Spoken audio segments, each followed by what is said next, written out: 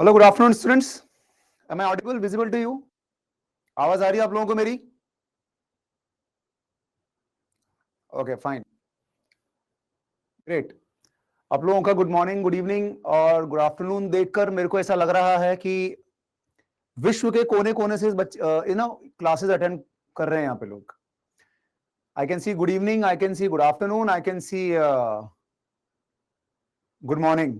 Wow, great, thank God. अभी तक किसी ने गुड नाइट नहीं बोला। अच्छा, गुड नाइट भी हो गया। Oh great, okay, very good afternoon from my side. So my name is Abhimanyu Gautam and हम लोग अभी एटॉमिक स्ट्रक्चर पढ़ेंगे। ओके, सो विनीत सर आप लोगों को पढ़ा रहे थे, I know, but due to some family issues Vineet sir अभी फिलहाल थोड़ा ब्रेक पे हैं, तो उनके फैमिली कुछ इशू है, so he is on leave right now. So he will join you very soon. और जो भी आपके चैप्टर या तो पेंडिंग होगा या बीच में कुछ चल रहा होगा वो विनीत सर उसको कंटिन्यू करेंगे। So अभी right now let's begin with the fresh chapter, that is atomic structure. So okay, तो सॉल्यूशन कब होगा? सॉल्यूशन हो जाएगा, टेंशन मत लो, ठीक है ना। अभी हम आपका एटॉमिक चल रहा है because he is on leave right now due to some serious issue. So वो जब वापस आएंगे वो आपको जो भी आपका शेड्यूल है उसको कंटिन्यू करेंगे। क्लियर? तो अभी हम लोग शुरू करें। Can we start right now? ठीक है भाई, मेरे को पता है कि आप लोग अभी कोई सॉल्यूशन चैप्टर या कुछ और पढ़ रहे होंगे, क्लास 12 का चैप्टर। दैट डजंट मीन कि आपको क्लास 11 का एटॉमिक स्ट्रक्चर नहीं पढ़ना होगा। नीट के एग्जाम के लिए आपको ये चैप्टर भी उतना ही इंपॉर्टेंट है। और आपकी जानकारी के लिए बता दूं कि 11th क्लास में फिजिकल केमिस्ट्री के नंबर ऑफ चैप्टर्स बहुत सारे हैं, starting from mole concept, atomic structure, chemical equilibrium, ionic equilibrium, thermodynamics, redox. काफी जो प्राण घातक चैप्टर है वो क्लास 11th में ही है, ठीक है ना। क्लास 12th में जो है कि हम लोगों ने जो 11th में अपने कॉन्सेप्ट्स क्लियर कर रखे हैं वो क्लास 12th में थोड़े से वो चीजें आसान हो जाती हैं, तो आप लोगों को चीजें थोड़ी सी इजी लगती हैं, बट उसकी आप टेंशन मत लो। So things will be there. So right now आपकी जो भी जर्नी में जितने भी चैप्टर्स हैं आप लोगों की केमिस्ट्री में, उसमें one of the chapter is atomic structure and I will be taking care of that atomic structure. तो जो भी आप लोगों का डाउट है, जो भी प्रॉब्लम्स हैं, you can no problem, you can share with me, और meanwhile will start this chapter. Clear? चलो, सो शुरू करें। Fine, so let's begin with the atomic structure. Atomic structure एक ऐसा चैप्टर है जो हम लोगों ने सबसे पहले क्लास 9th में शुरू किया था। सबसे पहले हम लोगों ने जब पढ़ा था at matter in our surrounding, is matter around us pure, then structure of atom, atoms and molecules. ये कुछ चैप्टर्स थे जो हम लोगों ने बहुत साल पहले क्लास 9th में पढ़े थे। वहां हम लोगों ने फर्स्ट टाइम एटम के बारे में, कुछ Bohr atomic model, Thomson atomic model, Rutherford alpha scattering experiment, सबसे पहले हम लोगों ने वहां पढ़े थे। और वहां पे ये चीजें हमको थोड़ी आसान लगी थी, ठीक है ना। क्लास 9th के हिसाब से तो हमें वो चीजें बहुत आसान लगी थी, इसमें कोई डाउट नहीं है। क्लियर? नाउ एटॉमिक स्ट्रक्चर एक ऐसा चैप्टर है जो जब शुरुआत हम लोग करेंगे तो हमें लगेगा कि काफी चीजें हम लोगों ने ऑलरेडी अपनी लोअर क्लासेस में पढ़ी हुई हैं, लेकिन जैसे जैसे हम लोग आगे जाएंगे आपको समझ में आएगा कि जो एटॉमिक स्ट्रक्चर के टॉपिक्स हैं ये आप लोगों के बहुत इंपॉर्टेंट रखते हैं जब हम लोग इनऑर्गेनिक केमिस्ट्री के चैप्टर्स में घुसते हैं, या फिर आयनिक इक्विलिब्रियम या क्लास 12 के चैप्टर्स की हम लोग जब बात करते हैं। क्लियर? ऑल्दो ये चैप्टर जो है क्लास 12 के मॉडर्न फिजिक्स में भी है, लेकिन हम लोग केमिस्ट्री के पॉइंट ऑफ व्यू से जो हमारा पार्ट है वो हम लोग जरूर देखेंगे। Clear? Fine, so let's begin with this chapter. सबसे पहले हम लोग बात करते हैं the word atom. The word atom has been derived from the Greek word atomio, क्योंकि शुरुआत में अगर देखा जाए तो हम इसको हिंदी में परमाणु कहते थे ना। परमाणु का मतलब होता है अल्टीमेट पार्टिकल, जिससे छोटा पार्टिकल पॉसिबल ना हो, दैट इज नोन एज परम अणु, परमाणु। क्लियर? अब इसके ऊपर जो है हिस्ट्री में अगर आप देखो तो काफी लोग अपने अपने देशों में इसकी अलग अलग रिसर्च कर रहे थे। इंडिया में अलग चल रही थी, अलग अलग लैटिन के अंदर, यूरोप के अंदर अलग अलग डिस्कवरीज चल रही थी। लेकिन जो सबसे पहले यहां पे हम लोगों ने हमारे बुक्स में दिया हुआ है वो है कि the atom has been derived from the word, Greek word atomio. इसका मतलब होता है अनकटेबल और अनडिविजिबल, एक ऐसा सब्सटेंस जिसको हम लोग और फर्दर काट नहीं सकते। Clear? Next, the ultimate particle which can not be further सब डिवाइडेड, उसको हम लोगों ने एटम बोला। 1808 में डाल्टन्स एटॉमिक थ्योरी पब्लिश हुई। जॉन डाल्टन ने एटम के बारे में जो बेसिक प्रॉपर्टी थी उस जमाने में उसको अच्छे से डिटेल में कुछ पॉइंट वाइज डिस्कवर किया। अब डाल्टन एटॉमिक थ्योरी के ऊपर अगर आप लोग पिछले 2-3 सालों में देखो तो बहुत थ्योरेटिकल क्वेश्चंस ही सही लेकिन नीट में पूछे गए हैं। तो ये नोटिस करना आप लोग कि हम डाल्टन एटॉमिक थ्योरी के सारे पॉइंट्स को टच करेंगे बिकॉज पिछले 2-3 साल में एटॉमिक स्ट्रक्चर के ऐसे पार्ट से भी क्वेश्चंस बने हैं जिनको हम लोग अक्सर ज्यादा डिटेल में नहीं पढ़ते। So we will cover all the aspects of this chapter. Clear? क्या हुआ, मेरी आवाज कम आ रही है क्या? आवाज कम आ रही है? ओके, एक सेकंड चेक करते हैं।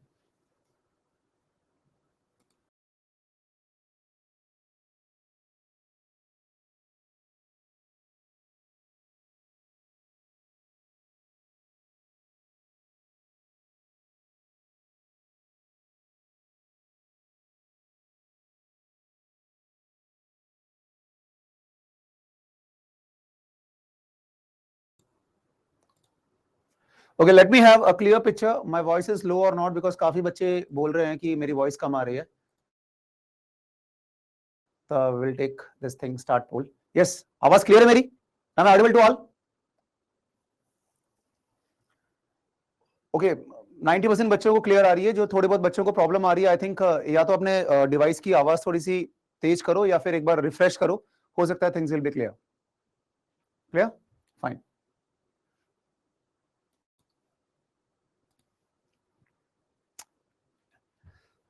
ठीक है। सो सबसे पहले हम लोग बात करेंगे कि अगर हम कुछ पिछले पास्ट ईयर्स की बात करें, इवन अगर आप ये 4 मई वाला पेपर देखें तो उसमें भी आप देखेंगे कि एटॉमिक थ्योरी के ऊपर क्वेश्चन आया था। तो आप लोगों को बहुत क्लियर पता होना चाहिए कि what are the major points of John Dalton और इसकी क्या डिमेरिट्स थी। क्लियर? तो let's begin with Dalton atomic theory. सबसे पहले the salient features of Dalton's atomic theory. First of all, each element is composed of extremely small particles which are known as atoms. इसका मतलब atom is the individual particle, इसको further divide नहीं कर सकते। ये John Dalton का first point था। Clear? Atoms of a particular elements are identical. इसका मतलब यह है कि अगर फॉर एग्जांपल अगर आप कॉपर की बात करते हैं तो कॉपर कहीं भी पाया जाए, चाहे इंडिया में पाया जाए या देश के किसी भी कोने में पाया जाए या विश्व के किसी भी कोने में पाया जाए, अगर कॉपर के एटम्स होंगे तो उनकी सभी प्रॉपर्टीज आइडेंटिकल होंगी।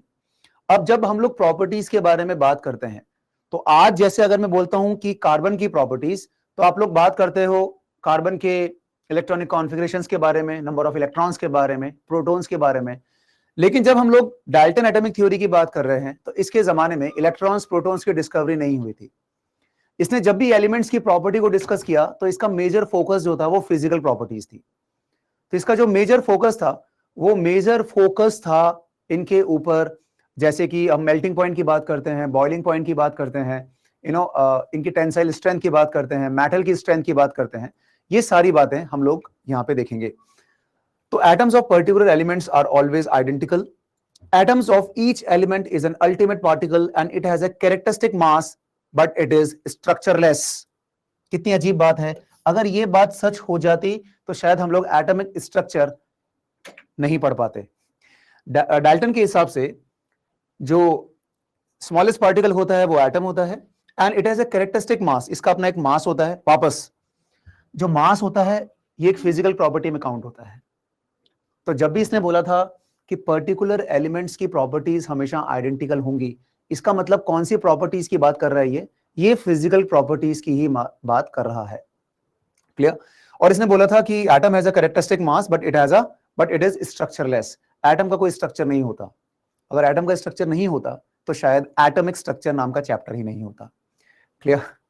So next is atoms are indestructible, they can neither be created nor be destroyed। आप लोगों ने ये चीज पहले भी कई बार पढ़ी होगी या फिर आप लोगों ने लॉ ऑफ कंजर्वेशन ऑफ मास पढ़ा होगा कि एटम्स, जैसे हम लोग बोलते हैं कि mass can neither be created nor be destroyed, उसी प्रकार से हम कहेंगे कि atoms are indestructible, they can neither be created nor be destroyed। Atoms of different elements take part in chemical reactions to form molecules। जब भी कोई chemical reactions होती हैं तो एक्चुअली में एटम्स ही होते हैं जो केमिकल रिएक्शन में पार्टिसिपेट करते हैं।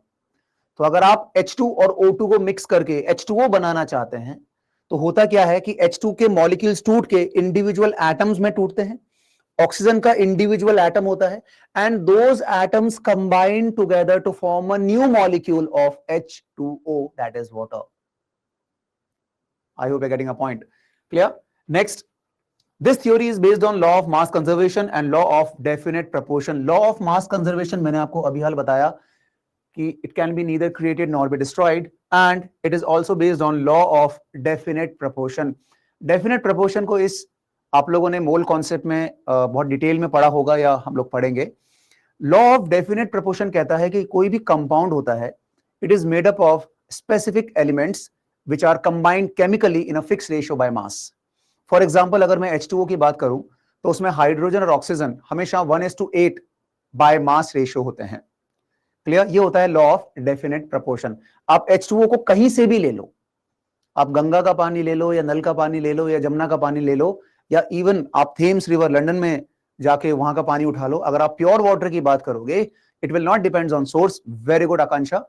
वो सोर्स पे डिपेंड नहीं करता, जो कंपाउंड का केमिकल कंपोजिशन है वो हमेशा कांस्टेंट रहता है. ये होता है law of definite proportion. Although theoretically और डिटेल में हम इसको मोल कॉन्सेप्ट में स्टडी करते हैं. क्लियर है? तो ये डाल्टन का कुछ एटॉमिक के कुछ पॉइंट्स हैं. नाउ इसके कुछ लिमिटेशंस भी हैं. लिमिटेशंस में आप देखेंगे सबसे पहले, it fail to explain the internal structure of atom. John Dalton ने क्या कहा था? एटम का कोई स्ट्रक्चर नहीं होता. तो उसके हिसाब से अगर एटम का कोई स्ट्रक्चर ही नहीं होता तो एटॉमिक स्ट्रक्चर तो वो कैसे ही एक्सप्लेन कर पाएगा. तो it was the first limitation, पहली कमी थी उसकी कि वो इंटरनल स्ट्रक्चर ऑफ एटम को एक्सप्लेन नहीं कर पाया था. आज हम लोगों को पता है, आज हमको पता है कि atom contains electrons, protons, neutrons, ठीक है, लेकिन उस जमाने में वो एक्सप्लेन नहीं कर पाया था एटम के एक्चुअल स्ट्रक्चर को. नेक्स्ट हम लोग बात करेंगे, it also fail to explain how atoms of different elements differ from one another. हम लोगों ने अभी एक पॉइंट पढ़ा था कि जो भी इंडिविजुअल एलिमेंट्स होते हैं उन सबके एटम्स आइडेंटिकल होते हैं. फॉर एग्जांपल आप आयरन की बात करें तो आयरन आप कहीं से भी उठाओ, उसको स्टडी करो, उनकी जो बेसिक प्रॉपर्टीज है वो हमेशा सेम रहेगी. तो कॉपर की properties are different from iron की प्रॉपर्टीज. उसकी प्रॉपर्टी क्लोरीन से डिफरेंट होंगी, उसकी प्रॉपर्टी हाइड्रोजन से डिफरेंट होंगी. तो सवाल ये उठता है कि एक एटम की प्रॉपर्टी दूसरे एटम की प्रॉपर्टी से डिफरेंट क्यों होती है. जॉन डाल्टन इसका भी आंसर नहीं दे पाया था. यह भी इसकी वन ऑफ द लिमिटेशन या कमी थी या डिमेरिट था. आइसोटोप्स ऑफ हाइड्रोजन, ऑनेस्टली इसके जमाने में आइसोटोप्स की डिस्कवरी नहीं हुई थी. आइसोटोप्स क्या होते हैं? आइसोटोप ऐसे एटम होते हैं, सेम एलिमेंट के अलग अलग एटम्स होते हैं जिनका मास अलग अलग होता है. सेम एलिमेंट्स के अलग अलग एटम्स को हम लोग आइसोटोप्स कहते हैं. फॉर एग्जांपल हाइड्रोजन के 3 आइसोटोप्स होते हैं. We have protium, deuterium and tritium. क्या डिफरेंस होता है इन तीनों में? तीनों होते हाइड्रोजन ही हैं, बट इन तीनों के मास अलग अलग होते हैं. आप लोगों ने कार्बन के बारे में भी सुना होगा. एक तो होता है कार्बन 12, एक होता है कार्बन 14, जो फॉसिल फ्यूल्स या कार्बन डेटिंग में काम में आता है, वो कार्बन 14 होता है. तो होता वो कार्बन ही है, लेकिन उनका मास नंबर अलग अलग होता है. क्लियर? इसके जमाने में आइसोटोप्स की डिस्कवरी नहीं हुई थी, तो ये तो बहुत आराम से बोल गए कि जो स्पेसिफिक एलिमेंट होते हैं उनके सारे एटम्स आइडेंटिकल होंगे. बट ये पॉइंट तो गलत प्रूव हो गया. ये भी हाइड्रोजन है, ये भी हाइड्रोजन है, ये भी हाइड्रोजन है. जब तीनों ही हाइड्रोजन है तो फिर इनका मास डिफरेंट क्यों है? This concept of isotopes was not properly explained by John Dalton's की atomic theory. Clear? Next हम लोग बात करेंगे, अब जब बात हुई कि एटम इज अनडिविजिबल पार्टिकल, इसको हम लोग फर्दर डिवाइड नहीं कर सकते, इसको फर्दर नहीं तोड़ा जा सकता. इट इज स्ट्रक्चरलेस स्ट्रक्चर, इसके अंदर कुछ नहीं होता. लेकिन over the period of time electrons, protons और न्यूट्रॉन्स की डिस्कवरी हुई. और वो कहां पाए जाते थे? वो एटम के अंदर ही पाए जाते थे. इसका मतलब यह है कि atom is not a smallest particle. Atom से स्मॉल पार्टिकल भी होते हैं जो कि एटम के अंदर पाए जाते हैं. तो सबसे पहले हम लोग बात करते हैं कि वो कौन से एक्सपेरिमेंटल सेटअप्स थे जिनकी वजह से इलेक्ट्रॉन, प्रोटॉन्स एंड न्यूट्रॉन की डिस्कवरी हुई। क्लियर? तो अभी तक हम कहां पे खड़े हैं? अभी तक हम लोग यहां खड़े हैं कि atom is the smallest particle, और we have just studied the concept of Dalton's atomic theory, जो बताता है कि law of conservation of mass बिल्कुल सही है, लॉ ऑफ डेफिनेट प्रोपोर्शन बिल्कुल सही है, और एटम स्ट्रक्चरलेस है। अभी हम लोग बात करते हैं cathode rays. Basically cathode rays directly connected है डिस्कवरी ऑफ इलेक्ट्रॉन से। क्लियर? ओके। सबसे पहले हम लोग बात करेंगे कैथोड रे ट्यूब की। A cathode ray tube is made of glass containing two thin pieces of metal called electrodes sealed in it। एक ग्लास ट्यूब होती है जिसके दोनों एंड पे मेटल की प्लेट्स लगी हुई होती है। जब भी मैं कैथोड रेज की बात करूंगा, you can imagine a tubelight. Tubelight देखी है ना घर में? तो ट्यूबलाइट जैसी ही होती है, एक ग्लास ट्यूब होती है, दोनों तरफ से मेटल के पीस लगे होते हैं, जिसको हम लोग फाइनली एक बहुत हाई वोल्टेज से कनेक्ट रखते हैं। तो it's all about this discharge tube. Anode जो होता है एक पॉजिटिव एंड होता है, और कैथोड जो होता है एक नेगेटिव एंड होता है। ये बात तो हमको पता है कि एनोड जो होता है एक पॉजिटिव एंड होता है, और कैथोड जो होता है एक नेगेटिव एंड होता है। डिस्चार्ज ट्यूब के अंदर हम प्रेशर बहुत लो रखेंगे। प्रेशर लो कैसे होगा? अगर गैसेस के पार्टिकल्स बहुत कम रखेंगे तो डेफिनेटली प्रेशर भी बहुत कम होगा। Gases exert pressure. अगर टायर में हवा ज्यादा होगी तो प्रेशर भी ज्यादा होगा, अगर टायर में हवा कम होगी तो प्रेशर भी कम होगा। तो आप ग्लास ट्यूब के अंदर नंबर ऑफ पार्टिकल्स बहुत कम रखेंगे, या आप कह सकते हैं कि आप बहुत कम प्रेशर पे इसको ऑपरेट कर रहे हैं। Electricity is passed with a very high voltage, approximately 10,000 volt. इसका सेटअप कुछ ऐसा होता है। पहले हम लोग सेटअप को स्टडी करेंगे, उसके बाद में आप लोग चैट बॉक्स में अपने डाउट्स पूछना। पहले आप लोग सेटअप को समझेंगे, पूरा समझ में आएगा, उसके बाद ही आप सवाल पूछेंगे कि हम लोग ऐसा क्यों कर रहे हैं। ओके, तो ये कुछ सेटअप है इसका। इट्स अ डिस्चार्ज ट्यूब, ठीक है ना, closed from both the ends. जो नेगेटिव एंड है उसको हम कैथोड कह रहे हैं, और जो ये पॉजिटिव एंड है इसको मैं एनोड कह रहा हूं। बैटरी आपने कनेक्ट कर रखी है। यहां पे जो ये वोल्टेज है ये अप्रोक्सीमेटली 10,000 वोल्ट का आप यूज कर रहे हैं। What is this? This is vacuum pump. अच्छा, एक चीज और भी है। आप लोग, I can see in a chat box, आप लोग जो है नोट्स के बारे में पूछ रहे हैं। मेरा ऐसा मानना है, मैं आपको एक थोड़ा सा बता देता हूं कि हाउ विल, क्योंकि काफी चीजें इसमें थ्योरेटिकल हैं, बहुत सारे इसमें न्यूमेरिकल्स हैं, बहुत सारे कॉन्सेप्ट्स हैं, बहुत सारे इंपॉर्टेंट फॉर्मूलाज हैं जो आप लोगों को समझने हैं और याद करने हैं। तो अगर आप इसको बहुत सही से अप्लाई करना चाहते हैं, बहुत अच्छे से इसको प्रैक्टिस करना चाहते हैं, तो मैं ये फॉलो करता हूं कि आप लोग जो है, जो भी आपके पास एक सेपरेट नोटबुक है, जिसको आप केमिस्ट्री की नोटबुक को मेंटेन रखते हैं, ये मेरा स्ट्रेटेजी है फॉलो करने का। फैकल्टी टू फैकल्टी मैटर करता है। तो मेरा ऐसा मानना है कि आप लोग जो भी इंपॉर्टेंट फॉर्मूलाज या इंपॉर्टेंट कॉन्सेप्ट्स हैं, और जो भी क्लास के सॉल्व्ड एग्जांपल्स हैं, उनको आप जरूर उन नोटबुक में कॉपी करें। और जो भी थ्योरेटिकल पार्ट है उसके लिए आपके पास जो पीडीएफ होता है ये अपलोड फॉर्म में आपको मिल जाता है। सो थ्योरेटिकल चीजें या थ्योरेटिकल पॉइंट्स आप चाहें तो पीडीएफ से डायरेक्टली पढ़ लें, और जो भी इंपॉर्टेंट फॉर्मुलाज हैं, इंपॉर्टेंट क्वेश्चंस हैं जो क्लास में सॉल्व करवाए जाएंगे, और जो भी आपकी एक्सरसाइजेज हैं जो आपको स्टडी मटेरियल मिला है, उसको आप लोग जरूर सिस्टमैटिकली अपने नोटबुक में फॉलो करें।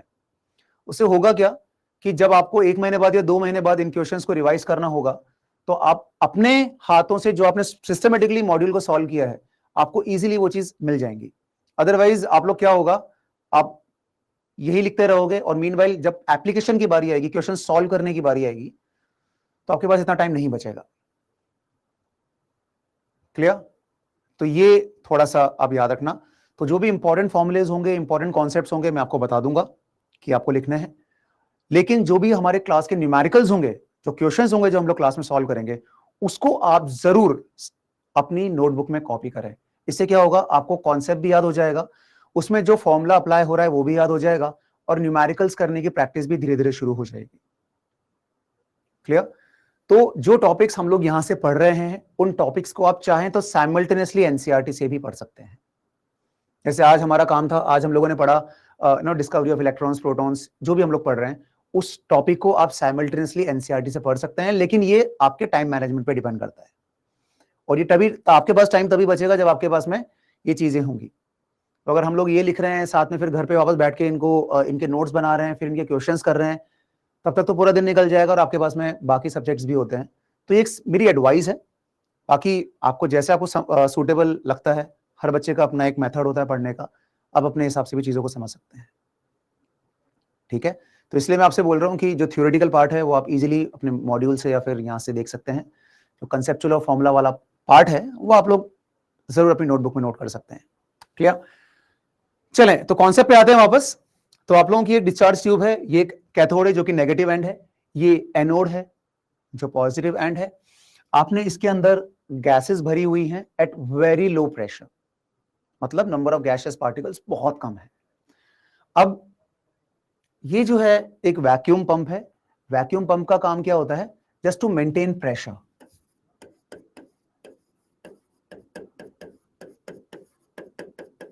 अगर प्रेशर कम ज्यादा करना है तो प्रेशर को कम ज्यादा करने के लिए या गैस के पार्टिकल्स को ऐड करने के लिए या निकालने के लिए हम वैक्यूम पंप को यूज करते हैं। एक चीज आप और नोटिस करना है, यहां पे ये आपने मेटल प्लेट्स लगा रखी हैं। भाई मेटल प्लेट्स क्यों लगा रखी हैं? Because metals are good conductor of electricity.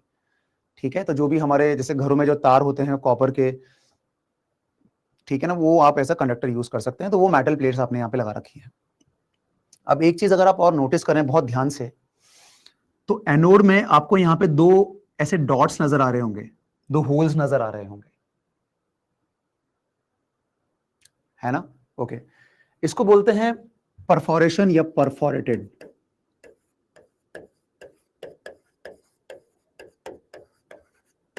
Perforation का मतलब क्या होता है कि आपने जो है छोटे छोटे बहुत सारे छेद कर रखे हैं। ऑल्दो मैंने यहाँ पे डायग्राम के अंदर सिर्फ दो ही दिखा रखे हैं।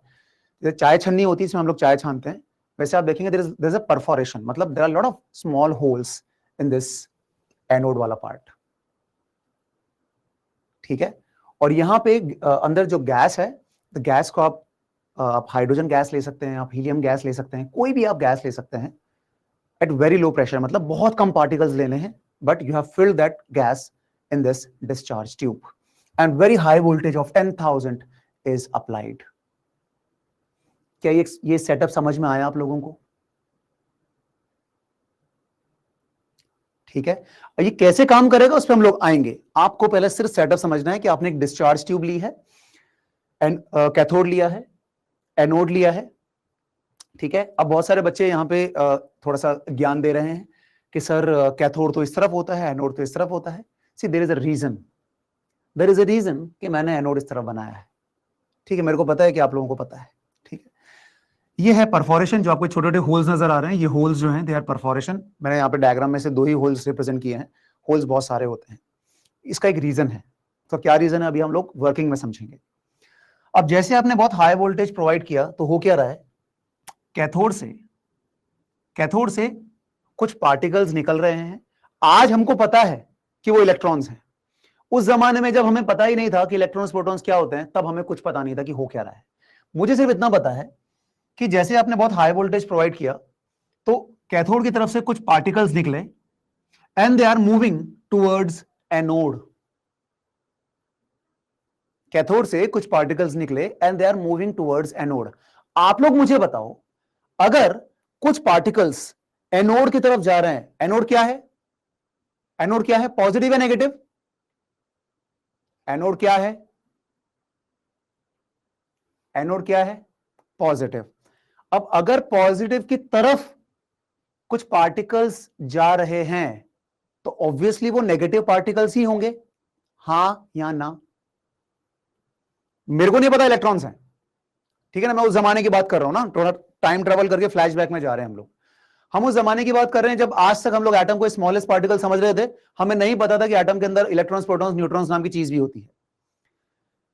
आपने जब ये सेटअप तैयार किया, आपने देखा कि कुछ तो पार्टिकल्स हैं जो कैथोड से निकल रहे हैं और एनोड की तरफ जा रहे हैं।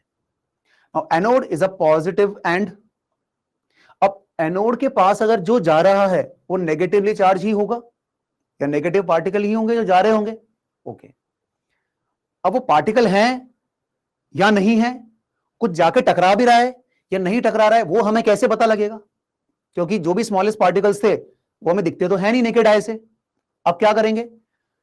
तो यहां पे हम लोगों ने क्या किया, यहां हमने किया परफोरेशन। परफोरेशन का मतलब एनोड के अंदर बहुत छोटे छोटे हम लोगों ने होल्स कर दिए कि अगर कोई पार्टिकल्स कैथोड से आ भी रहे हैं तो इन स्मॉल होल से पास होकर पीछे जाके टकरा जाएं। ठीक है, क्योंकि अगर यहां से इलेक्ट्रॉन्स जैसे पार्टिकल्स निकल भी रहे हैं तो वो तो मेरे को दिखेंगे नहीं, तो मुझे पता कैसे लगेगा कि यार कुछ नेगेटिव पार्टिकल्स हैं वहां पे? तो अगर कोई पार्टिकल्स इस तरफ आ रहे हैं तो हम लोगों ने क्या किया, एनोड में कर दिया परफोरेशन, छेद कर दिए, स्मॉल स्मॉल होल्स कर दिए, ताकि अगर कोई पार्टिकल्स आ भी रहे हैं तो उन होल से पेनेट्रेट करके या उसको भेद के या आर पार होकर पीछे की तरफ जाके टकरा जाएं। तो सर पीछे टकरा जाएंगे तो हमको कैसे दिखेंगे? आप लोगों ने यहां पे पीछे एक फॉस्फोरेसेंट या फ्लोरोसेंट स्क्रीन लगा रखी है। हम लोगों ने यहां पे ZNS कोटिंग कर रखी है। ZNS जो होता है एक फ्लोरोसेंट सब्सटेंस होता है जिंक सल्फाइड की। इसकी खासियत क्या होती है, अगर आपने स्क्रीन के ऊपर जिंक सल्फाइड की कोटिंग कर रखी है तो अगर कोई भी पार्टिकल आके जिंक सल्फाइड पे टकराता है तो एक ब्राइट स्पॉट, ये जो आपको दिख रहे होंगे, ये ऐसे स्पॉट छोड़ जाता है। दिख रहे हैं ये? अब इलेक्ट्रॉन्स तो मेरे को नहीं दिखेंगे ऑब्वियसली, लेकिन हां अगर यहां से कोई भी पार्टिकल आएगा और यहां परफोरेशन से या होल से होके पेनेट्रेट करके आगे की तरफ जाएगा, आपने यहां पे जिंक सल्फाइड की कोटिंग लगा रखी है जो कि एक फ्लोरोसेंट सब्सटेंस है, उसके ऊपर कुछ गिरता है तो वो एक ब्राइट स्पॉट, एक ब्राइट मार्क छोड़ देता है इस तरह का। तो जब मैंने जिंक सल्फाइड की कोटिंग को देखा कि यार ये जो इसका ये जो स्क्रीन है ये तो बहुत चमक रही है, इसका मतलब ये है कि कुछ तो है जो कैथोड से निकल रहा है और एनोड की तरफ आ रहा है, और जो आ रहा है it must be a negatively charge particle, तभी वो एनोड उसको अट्रैक्ट कर रहा है। कोई दिक्कत यहां पे इस सेटअप में? अब आप लोगों के यहां पे बहुत सारे सवाल आते हैं, पहले मैं बताता हूं कि बच्चों के मन में क्या सवाल आते हैं, उसके बाद भी अगर आपके मन में सवाल रह जाए देन यू विल आस्क। सवाल क्या आते हैं? प्रेशर लो क्यों रखा? दूसरा सवाल, वोल्टेज बहुत हाई क्यों रखा? क्लियर? वैक्यूम पंप क्यों लगा रखा है? परफोरेशन क्यों कर रखा है? एनोड की तरफ ही परफोरेशन क्यों कर रखा है? कैथोड पे क्यों नहीं किया? करेंगे, कैथोड पे भी करेंगे, अभी शांति, अभी शांति, करेंगे। ठीक है, तो अब ये चीज नोटिस करना आप लोग। पहली चीज ये है कि when sufficiently high voltage is applied, अगर आपने बहुत हाई वोल्टेज प्रोवाइड किया है, then only current start flowing through a stream of particles moving the tube from negative electrode to a positive electrode, these are called cathode rays. आपने बहुत high voltage provide किया है तब जाके electrons एक and से दूसरे एंड तक पहुंच पा रहे हैं। I hope you are getting a point. Clear? तो यहां पे चीज नोटिस करना कि आपने बहुत हाई वोल्टेज प्रोवाइड किया तभी इलेक्ट्रॉन एक एंड से दूसरे एंड तक पहुंच पा रहे हैं, या फिर you can say electrons have enough kinetic energy to reach to anode side. Next, ये मैंने आप लोगों को बताया था, there is a fluorescent coating of zinc sulphide. तो जब पार्टिकल यहां पे जाके टकराए तो वो पार्टिकल को चमक रहे थे, there was a bright spot. इसका मतलब ये है कि कुछ तो है पार्टिकल्स हैं जो कैथोड की तरफ से आ रहे हैं, those were known as cathode rays. Clear? Now these rays themselves are not visible, their behavior can be observed with the help of certain kind of material, fluorescent or phosphorescent. phosphorescent का मतलब क्या होता है? ऐसी कोई सी भी चीज जो चमकती है, things which can glow, they are known as phosphorescent or fluorescent, which glows when hit by them. तो मैंने आपको जो बताया था कि जब कुछ जाता है इनके ऊपर तो ये चमक उठते हैं, that's why जिंक सल्फाइड की कोटिंग की गई थी। ओके, अब ये फ्लोरोसेंट स्क्रीन है, ये आपका डिस्चार्ज ट्यूब है, और आपने जो है आगे एक स्क्रीन लगा रखी है। तो इनकी प्रॉपर्टीज के बारे में हम लोग पढ़ेंगे, what are the properties of cathode rays. Cathode rays की प्रॉपर्टी को जब पढ़ा तभी समझ में आया कि भाई ये तो इलेक्ट्रॉन्स हैं। बाद में हम लोगों ने इसको इलेक्ट्रॉन का नाम दिया था। तो जब कैथोड रे को समझा तो हमें समझ में आया कि दे आर एक्चुअली में electrons. First of all, in the absence of electrical और magnetic field these rays travel in straight line.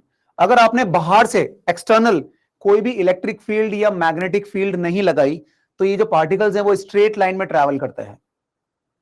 Clear? It is one of the first property. ये कुछ बेसिक प्रॉपर्टीज हैं, थ्योरेटिकल पॉइंट्स हैं जो हम लोग यहां पे कवर कर रहे हैं। So in the absence of electrical और magnetic field these rays travel in straight line. In the presence of external electric field and magnetic field, these particles shows deflection.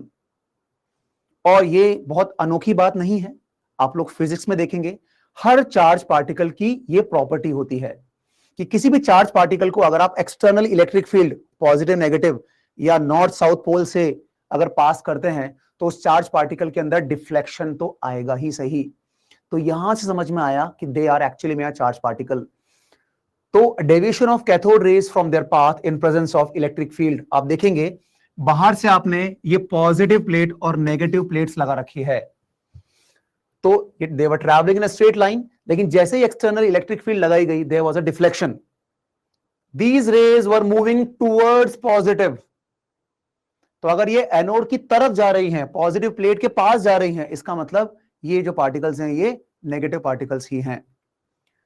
यहां पे आप लोगों ने एक मैग्नेटिक फील्ड लगाई, you can see over there north pole and south पोल।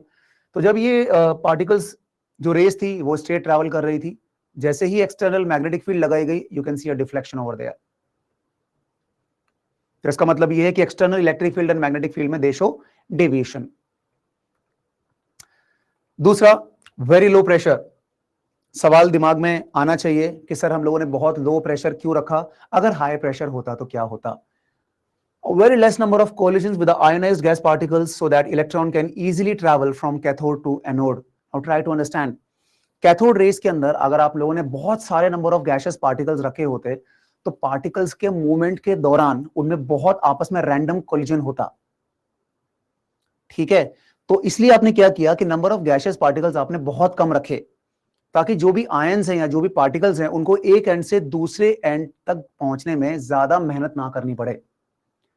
क्योंकि अगर आप प्रेशर ज्यादा रखेंगे या फिर नंबर ऑफ गैशियस पार्टिकल्स आप ज्यादा रखेंगे तो होगा क्या, गैस के पार्टिकल्स में ही आपस में रैंडम इतने कॉलिजन्स होंगे कि एक एंड से दूसरे एंड तक पहुंचने में बहुत ज्यादा एनर्जी वेस्ट होगी। Clear? So very less number of collisions with the ionised gas particles so that electrons can easily travel from cathode to anode.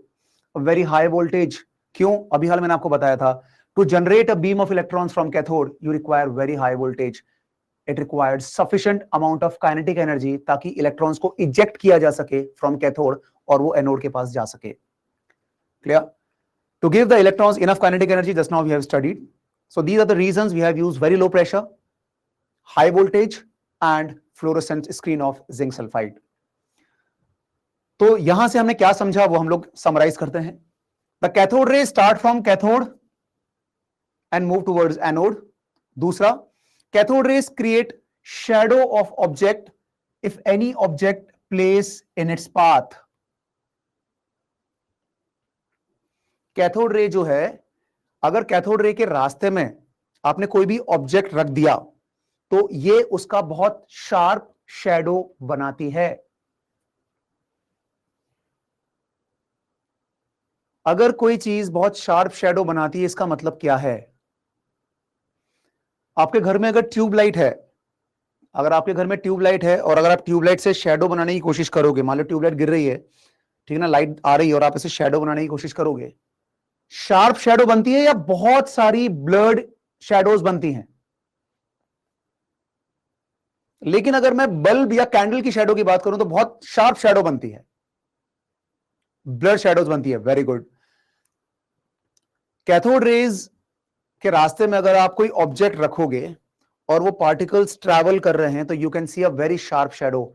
ये इस बात को प्रूव करती है कि कैथोड रेज जो है बिल्कुल स्ट्रेट लाइन में ट्रैवल करती हैं। मैं यहां पे कैथोड रे पार्टिकल्स की बात कर रहा हूं।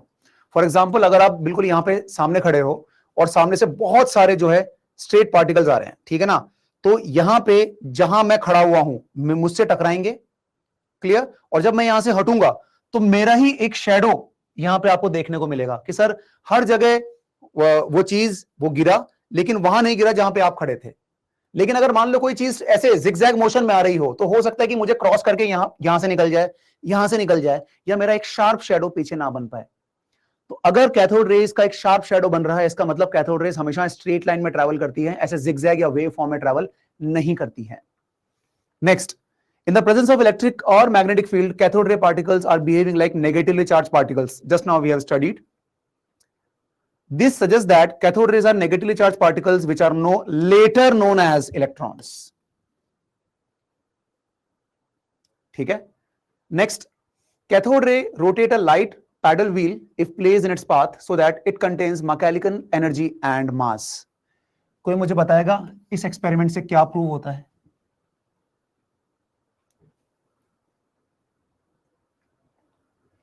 कैथोड रे वो एक छोटी सी चक्री आती है ना, आपने देखा होगा, वो मेले में हम लोग लेते हैं, जब अपन ऐसे फूंक मारते हैं या उस पर हवा चलती है तो वैसे गोल गोल घूमती है। देखा है आप लोगों ने कभी?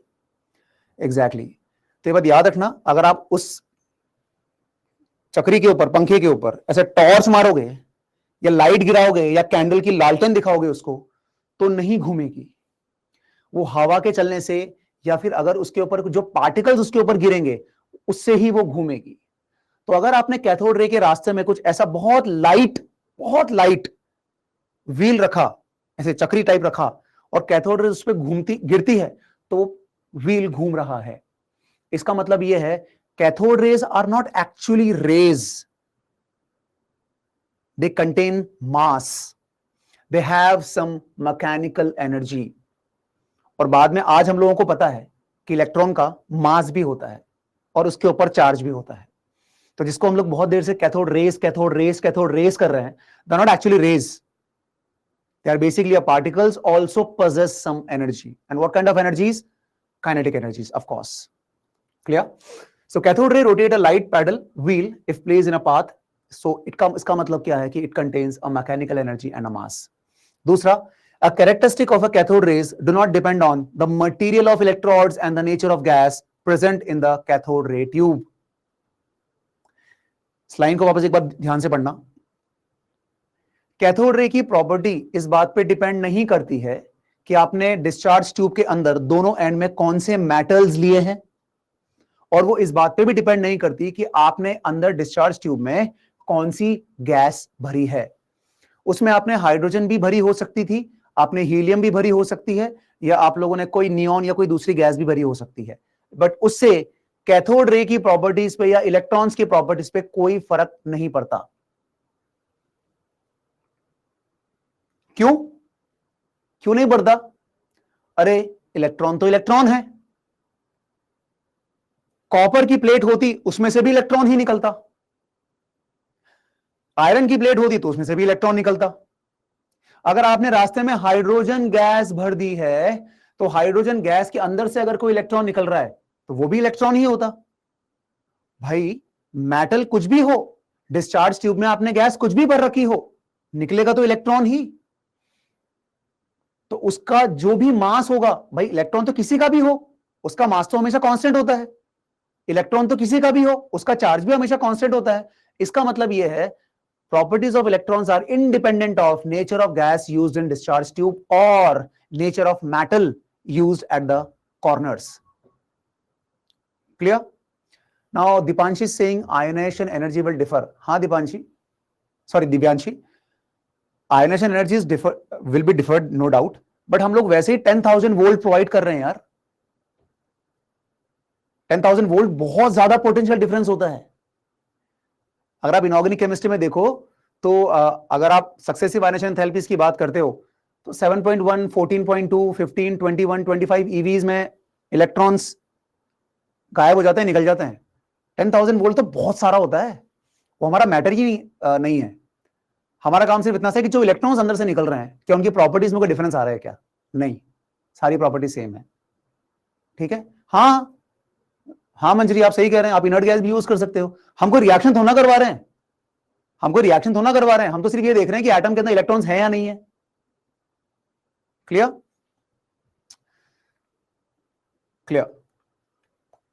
तो एक छोटा सा एग्जांपल देता हूं मैं आप लोगों को। फॉर एग्जांपल आप लोगों ने हाइड्रोजन भरा होता अंदर, तो हाइड्रोजन में H+ एन इलेक्ट्रॉन। अगर आप लोगों ने मान लो हीलियम भरा होता, He+ इलेक्ट्रॉन। तो आपने हाइड्रोजन गैस भरा होता, हीलियम भरा होता, इवन चाहे नियॉन भरा होता, क्या फर्क पड़ता है? जो कैथोड रेज निकल रहे हैं, इलेक्ट्रॉन्स हैं, वो तो इलेक्ट्रॉन्स ही है ना। इनका मास सेम है, इनका चार्ज सेम है, सब कुछ सेम है। Clear? It was all about cathode rays. अब स्टार्टिंग में ना एक बच्चे ने चैट बॉक्स में एक मैसेज लिखा था और वो बहुत वैलिड क्वेश्चन था। सर हम लोगों ने एनोड साइड ही स्मॉल होल्स क्यों किए, आपने कैथोड साइड क्यों नहीं किए? द रीजन बिहाइंड कि अगर मैं कैथोड साइड भी स्मॉल होल्स कर देता तो मैं वहां पे इलेक्ट्रॉन्स के साथ प्रोटॉन्स की डिस्कवरी भी कर देता।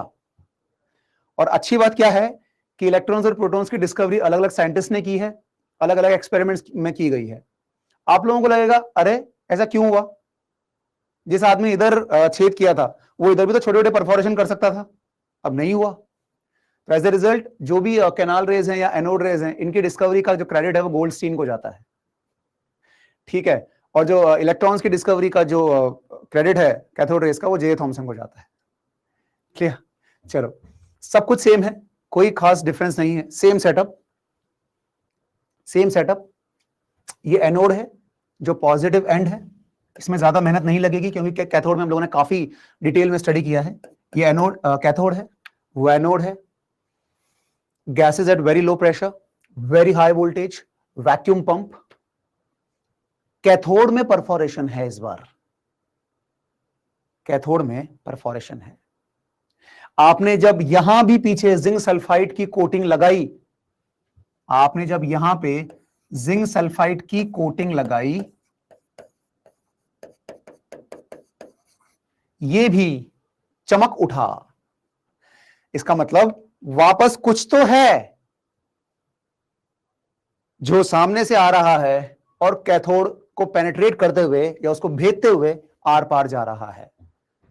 अब जो कैथोड के पास आ रहा है, कैथोड से नेगेटिव, तो अगर कैथोड के जो पास आ रहा है वो डेफिनेटली कुछ ना कुछ पॉजिटिव ही रहा होगा, तो यहां से एनोड रेस की डिस्कवरीज हुई। क्लियर? बाकी सब कुछ सेम है यहां पे। So Goldstein observed that another set of ray traveling in a direction opposite to that of cathode.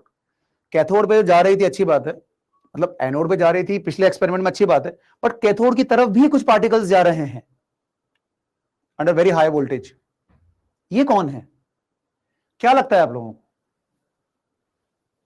ये पॉजिटिव पार्टिकल्स कब बने, कहां बने, कैसे बने?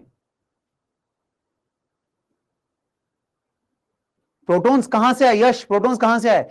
आनंद, वेरी गुड, गैसियस आयंस। आप लोगों को अभी मैंने एग्जाम्पल दिया था कैथोड पढ़ाते वक्त कि आप लोगों ने अगर हाइड्रोजन को भरा होता डिस्चार्ज ट्यूब के अंदर, तो due to very high voltage electrons निकल जाते, पीछे क्या छूट जाता? H+, जो कि पॉजिटिवली चार्ज पार्टिकल्स हैं। अगर आपने हीलियम को यूज किया होता तो हीलियम में से इलेक्ट्रॉन निकलता, पीछे कौन बच जाता? He+। क्या है ये? They are ionised gas, they are ionised gases. क्या ये प्रोटॉन्स हैं क्या? क्या ये प्रोटॉन्स हैं क्या? नहीं, ये प्रोटॉन्स नहीं है, they are positively charge particles, जिनको एनोड रेस कहा गया, जिनको एनोड रेज कहा गया। They are just positively charge particles, that's it. ये थे एनोड रेज। क्लियर? अब उनको, इन्हीं रेज को कैनाल रेज कहा गया because these rays were pass through the holes और कैनाल्स इन द कैथोड।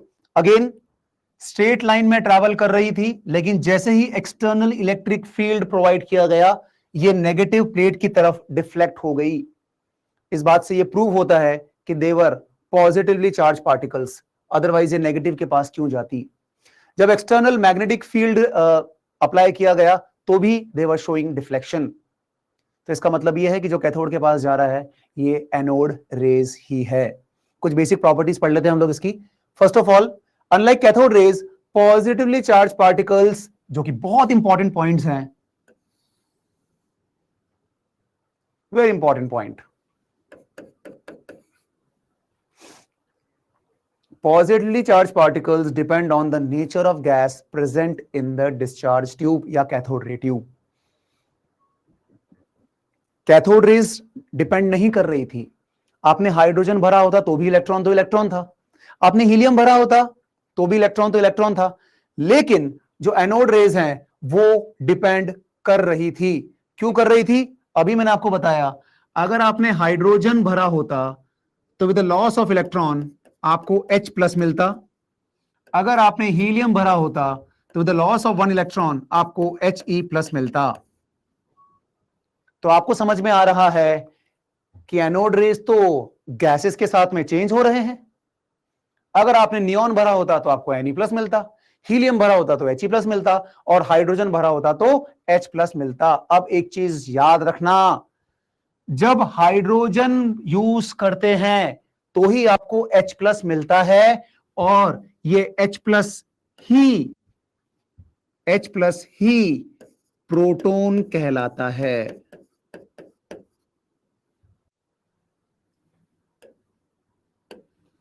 तो इसका मतलब यह है कि cathode rays are always electrons but anode rays are not always protons. क्या यह बात समझ में आई? बोलो बोलो।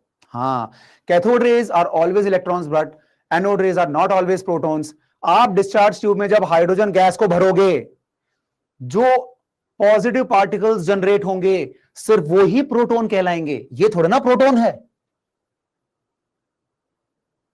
यहां से अगर 2 इलेक्ट्रॉन निकल जाते और आपको यहां पे He+2 मिल जाता, वो थोड़ा ना प्रोटॉन हो जाता भाई।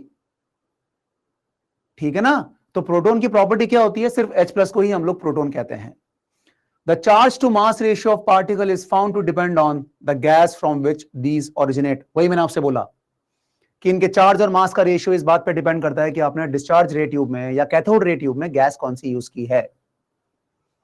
एंड E/m रेशियो को हम बेसिकली E/m को आप स्पेसिफिक चार्ज भी कहते हैं, जिसको हम लोग आगे डिटेल में पढ़ेंगे, या चार्ज अपॉन मास भी कहते हैं। कौन सी गैस पार्टिकल कितना डिफ्लेक्शन शो करेगा वो उसके स्पेसिफिक चार्ज या चार्ज बाय मास के ऊपर डिपेंड करता है। देखना ये चीज समझ में आई क्या? तो E/m मैक्सिमम होता है फॉर हाइड्रोजन गैस। क्लियर?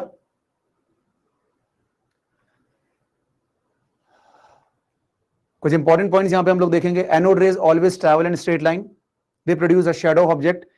जैसे कैथोड रे था, ये भी स्ट्रेट लाइन में ट्रैवल करता है, ये भी एक बहुत शार्प शैडो बनाता है।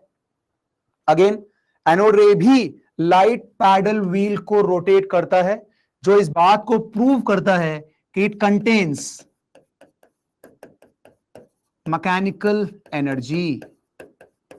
It contain mechanical energy. इसका मतलब एनोड रेस के अंदर मास होता है एंड एनर्जी होती है। वेरी गुड संजना, ठीक है। E/m मतलब चार्ज अपॉन मास। चार्ज होता है 1.6 10 की पावर -19 कूलम, और मास होता है 1.67 10 की पावर -27 kg। ये एज अ फैक्ट आपको याद रखना है। ये जो बात हम लोग कर रहे हैं ये सिर्फ और सिर्फ फॉर प्रोटॉन के लिए ही कर रहे हैं, for proton only. Charge by mass का जो रेशियो होता है, चार्ज अपॉन मास, एक प्रोटॉन के ऊपर चार्ज होता है 1.6 10 की power -19 which is the smallest possible charge, और मास होता है इसका 1.67 10 की पावर -27 kg। ये फैक्ट्स हैं, एग्जाम में नहीं दिए होंगे, आपसे पूछे जाएंगे कि कौन सी स्टेटमेंट करेक्ट है रिगार्डिंग इलेक्ट्रॉन्स या प्रोटॉन्स, तो आपको ये फैक्ट याद होना चाहिए। The specific charge for proton is 9.58 into 10 की power 4 coulombs per kg. Anode rays are positively charged ions. अभी हाल मैंने बोला था प्रोटॉन सिर्फ हम उसी को बोलेंगे अगर आपने कैथोड रे ट्यूब के अंदर हाइड्रोजन गैस को यूज किया होगा तो। क्लियर? तो याद रहे ये कूलम्स पर केजी में है, कूलम्स पर KG. Anode rays are affected by electric and magnetic field. जो प्रॉपर्टीज कैथोड की थी वही प्रॉपर्टीज एनोड की है, except cathode rays are independent of gas used, anode rays are dependent on कि कौन सी प्रकार की आप गैस को यूज कर रहे हो। ठीक है, तो ये थे एनोड एंड कैथोड। नेक्स्ट हम लोग बात कर रहे हैं डिस्कवरी ऑफ न्यूट्रॉन। न्यूट्रॉन की डिस्कवरी को बहुत टाइम लग गया। इसका रीजन क्या था कि न्यूट्रॉन के ऊपर कोई चार्ज नहीं होता। तो जैसे आप लोग डिस्चार्ज कैथोड रे ट्यूब का एक्सपेरिमेंट कर रहे हो, डिफ्लेक्शन शो कर रहे हो, न्यूट्रॉन में ऐसा कुछ था नहीं। हाँ, बहुत लेटर 1934 के आसपास जेम्स चैडविक ने इसको डिस्कवर किया था, ठीक है ना, बट इसको बहुत टाइम लग गया क्योंकि it was a chargeless quantity. तो neutrons were discovered by James Chadwick in 1932। He bombard a thin sheet of beryllium by alpha particles. Alpha particles basically He+2 ions होते हैं, बहुत हाई स्पीड पार्टिकल्स होते हैं। Clear? Then a neutral particle eject with a slightly greater mass than proton. Beryllium के ऊपर जब alpha particle को eject किया गया, ये अल्फा पार्टिकल है। अल्फा पार्टिकल क्या होते हैं? अल्फा पार्टिकल्स होते हैं, इसको हम लोग ऐसे रिप्रेजेंट करते हैं। Alpha particles contains charge of 2 protons and इसका जो मास होता है वो होता है 4 mu, एटॉमिक मास यूनिट। तो यहां पे आपने क्या किया, एक बेरिलियम के atom, it's a nuclear reaction. तो ये मत सोचना सर यहां पे बेरिलियम था, यहां पे बेरिलियम कहां गया। न्यूक्लियर रिएक्शंस में एटम्स ही चेंज हो जाते हैं, ठीक है ना। It is not a chemical reaction, it's a nuclear reaction. तो बेरिलियम को जब अल्फा पार्टिकल्स के ऊपर इजेक्ट कराया गया, बहुत हाई स्पीड न्यूक्लियर रिएक्शंस कराई गई, तो कार्बन का एक एटम आपको मिला और उसके साथ में एक बहुत हाई स्पीड पार्टिकल और निकल रहा था जिसके ऊपर कोई चार्ज तो नहीं था, because it was not deflected by external electric field और मैग्नेटिक फील्ड, लेकिन उसका जो मास था वो प्रोटॉन के लगभग बराबर था। मतलब ये लगभग उतना ही भारी था जितना भारी प्रोटॉन हुआ करता है। तो इसका मतलब ये है कुछ तो और है जिस पे आज तक हमारा ध्यान नहीं गया। तो बाद में ये देखा गया कि भैया इलेक्ट्रॉन्स और प्रोटॉन्स के अलावा न्यूट्रॉन्स भी पाए जाते हैं, और वो हमें कहां से पता पड़ा? न्यूक्लियर रिएक्शन से पता पड़ा। और आगे हम लोग देखेंगे कि न्यूट्रॉन्स वाकई में न्यूक्लियस के अंदर ही पाया जाता है। क्या ये बात समझ में आई आप लोगों को? Can we consider alpha particles as protons only? नहीं Deepanshi, alpha particles and protons are very different particles. दोनों में ठीक है, they both are positively charged, लेकिन दोनों का मास अलग अलग होता है बेटा, और दोनों का चार्ज भी अलग अलग होता है। जहां प्रोटॉन के ऊपर 1 प्लस का चार्ज होता है, अल्फा पार्टिकल्स के ऊपर 2 प्लस का चार्ज होता है। जहां अल्फा पार्टिकल का जो मास होता है लगभग 1 AMU होता है, जिसको हम लोग आगे डिटेल में पढ़ेंगे, वहीं अल्फा पार्टिकल के ऊपर चार्ज 4 AMU होता है, 4 times heavier as compare to protons. तो दोनों को एक बोलना तो गलत हो जाएगा, ठीक है। न्यूट्रिनो एंटी न्यूट्रिनो वो तो बहुत डिटेल में चलेगा बेटा, अभी तो हम लोग अभी बहुत अलग चीज पढ़ रहे हैं। तो यहां से न्यूट्रॉन की डिस्कवरी हुई। तो सब एटॉमिक पार्टिकल्स के बारे में जो हम लोगों ने पढ़ा अभी, ये कुछ एक समरी आप लोगों के सामने है, ये बहुत इंपॉर्टेंट फैक्ट्स हैं, ये आप लिख लेना अपनी नोटबुक में। क्वेश्चन में दिया हुआ हो तो बहुत अच्छी बात है, और अगर नहीं भी दिया हुआ हो, डोंट एक्सपेक्ट कि वो देगा, क्योंकि ये वो चीजें हैं जो आप लोगों को याद होनी चाहिए। इलेक्ट्रॉन को हम लोग E माइनस से रिप्रेजेंट करते हैं, प्रोटॉन को P प्लस से रिप्रेजेंट करते हैं, न्यूट्रॉन को सिंपल N से रिप्रेजेंट करते हैं। इलेक्ट्रॉन के ऊपर चार्ज होता है नेगेटिव का 1.6 10 की पावर -19 कूलम। प्रोटॉन के ऊपर जो चार्ज होता है, इन दोनों का मैग्नीट्यूड सेम होता है। इलेक्ट्रॉन का जो चार्ज होता है वो भी 1.6 10 की पावर -19 होता है, प्रोटॉन के ऊपर जो चार्ज होता है वो भी 1.6 10 की पावर -19 होता है, लेकिन साइन का फर्क आ जाता है। जहां electron is a negatively charge particles, वहीं protons are positively charge particles.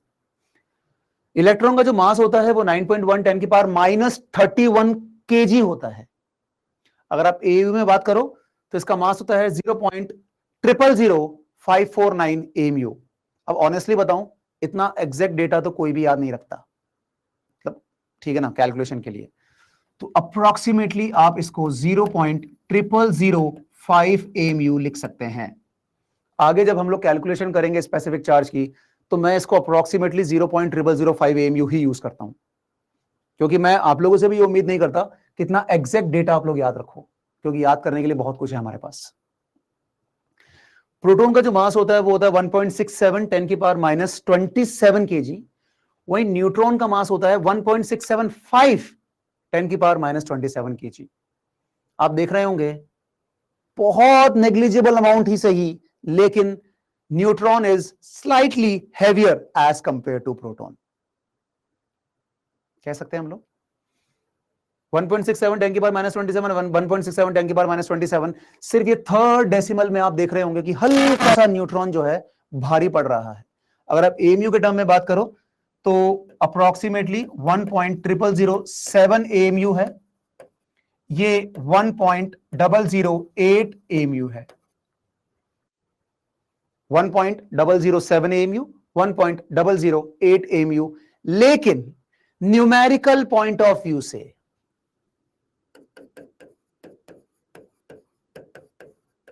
Numerical या फिर क्वेश्चन सॉल्विंग के लिए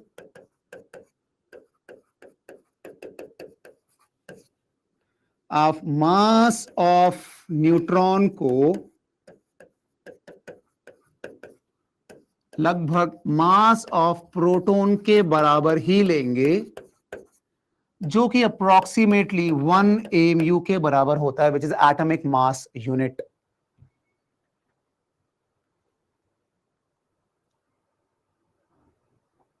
ठीक है, मैंने आप लोगों को पहले ही बोल दिया एग्जैक्ट डेटा तो ये है, बट मेरे को पता है कि एग्जैक्ट डेटा हमें एग्जाम में याद नहीं होता, याद करने के लिए हमारे पास बहुत कुछ है। ठीक है, तो आप इतना ही अप्रोक्सीमेट डेटा याद कर सकते हैं थ्योरेटिकल क्वेश्चंस के लिए। लेकिन अगर न्यूमेरिकल वैल्यूज पूछी जाती है तो आपको यह समझ में आना चाहिए कि mass of proton and mass of neutrons are approximately equal to 1 AMU। ठीक है, आपकी जानकारी के लिए बता दूं, 1 AMU को अगर आप ग्राम में कन्वर्ट करें तो 1.67 10 की पावर -24 ग्राम या -27 kg होता है।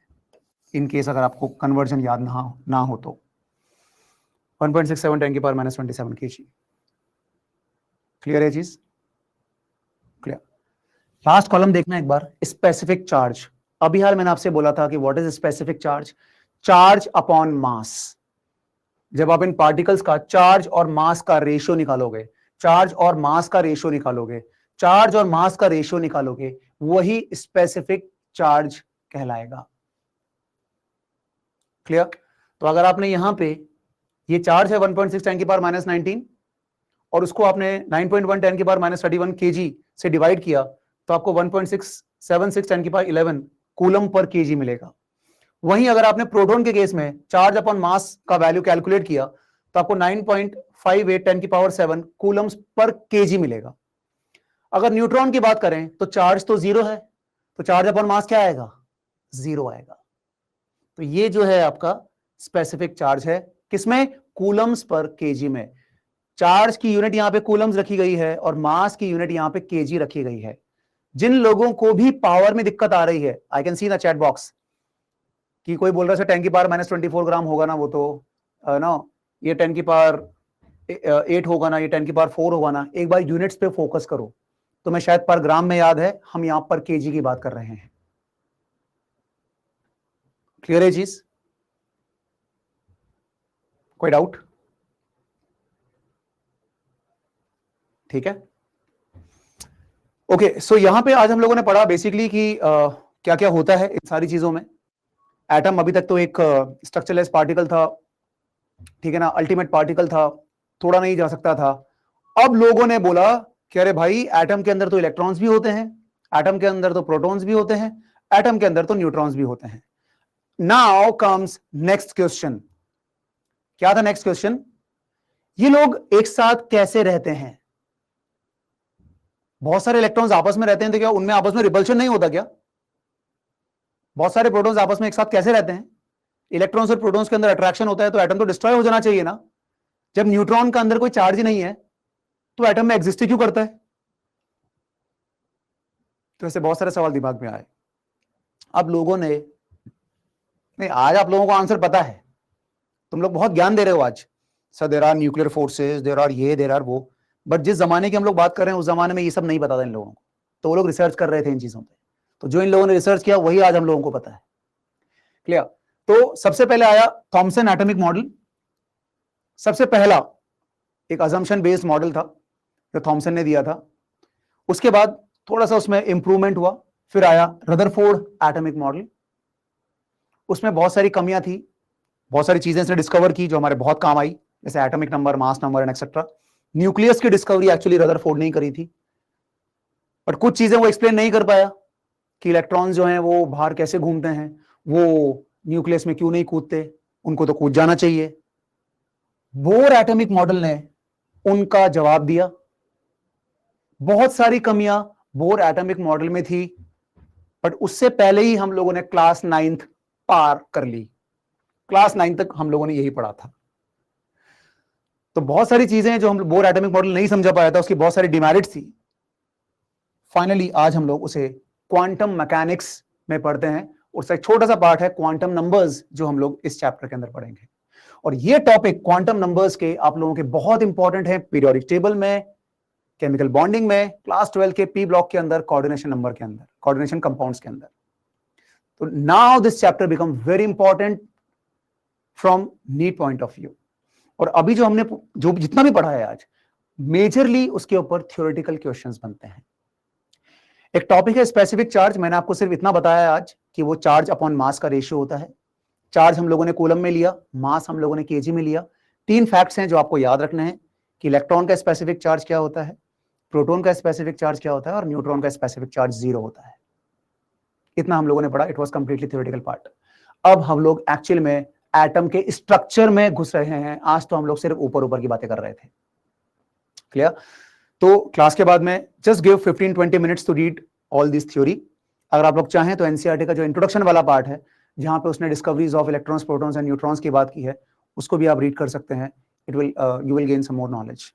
तो जो टॉपिक्स हम लोगों ने यहाँ पढ़ा, वो टॉपिक आप वहां से रिवाइज कर सकते हैं। जो भी डाउट्स हो, you can we can discuss in a chat box. And आज के लिए इतना काफी है। I hope you must have enjoyed the session. Thank you so much. Have a nice day.